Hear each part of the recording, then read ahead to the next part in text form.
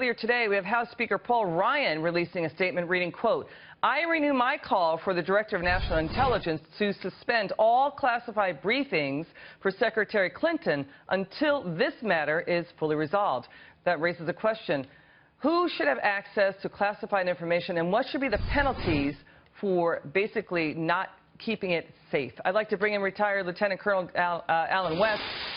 Colonel, it's so good to be with you. Thanks so much for coming on the show on a Friday afternoon. You served in the House of Representatives with Anthony Weiner.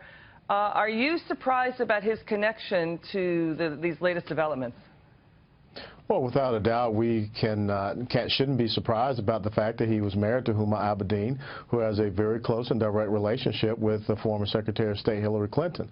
But for me, being prior military, the thing that I look at with this entire case is that when Mr. Comey came out and originally stated that Hillary Clinton had been extremely careless with the handling of classified material.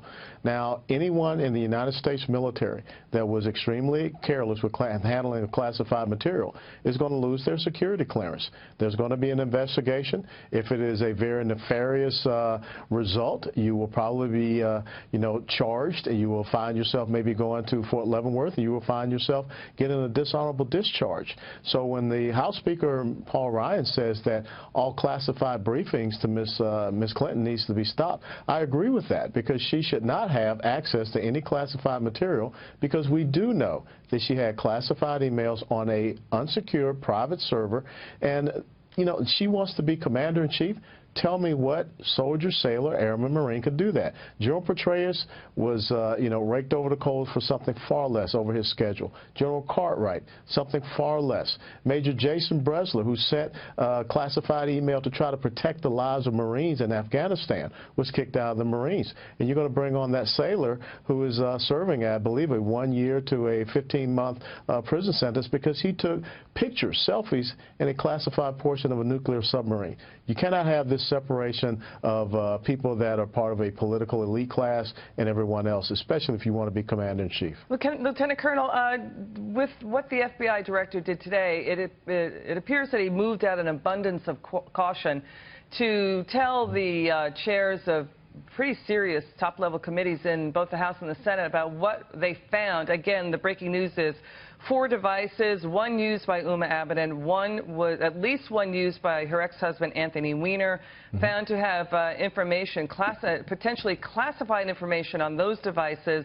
We know that Huma Abedin shared an email out of the Hillary Clinton's private server in the basement in Chappaqua. It has to be pretty serious information, don't you agree, for Director Comey to take an action like this, right?